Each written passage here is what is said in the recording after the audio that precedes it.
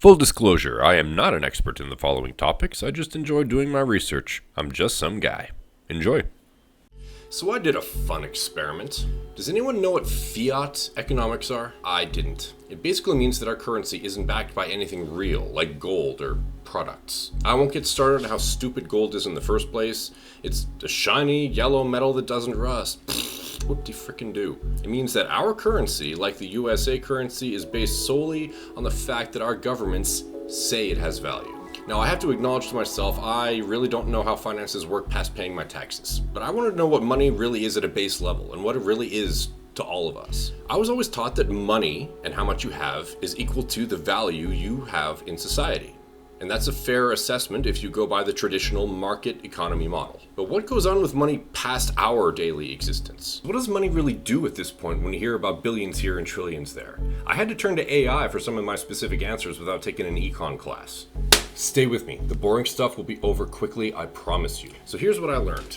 The Canadian government takes in roughly $456 billion annually, $255 billion of which comes from personal taxes. Federal debt is $1.24 trillion. 2/3 of that debt is owed to domestic entities. 1/3 of that debt is owed to foreign entities.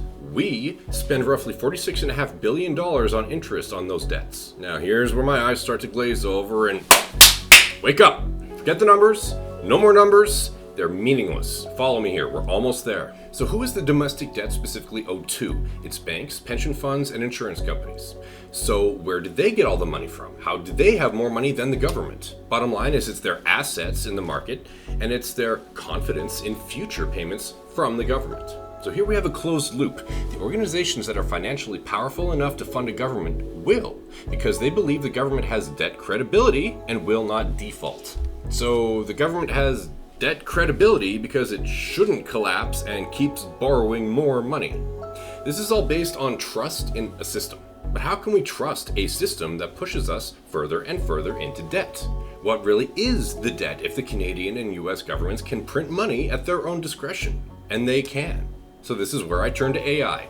This is what I asked.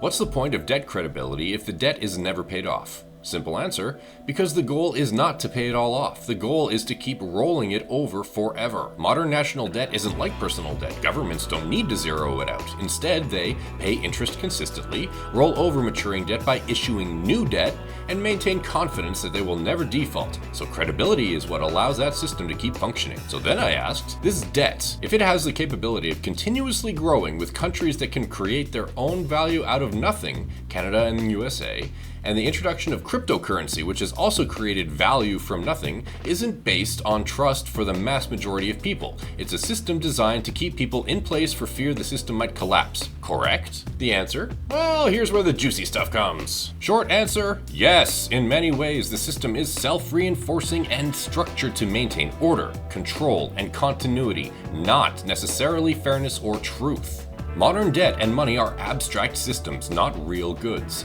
Fiat currency is not backed by gold or physical commodities since the 1970s. It's created through government decree and central bank operations, and its value is based on legal tender, tax obligation, and trust in the system and institutions. In short, money is belief. And here's the really fun part.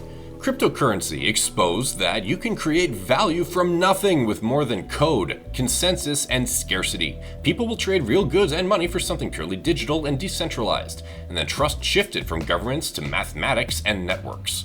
So crypto and fiat alike are value systems built on belief. The system's real power is fear of collapse. People comply not just because it works, but because the alternative is unthinkable to most.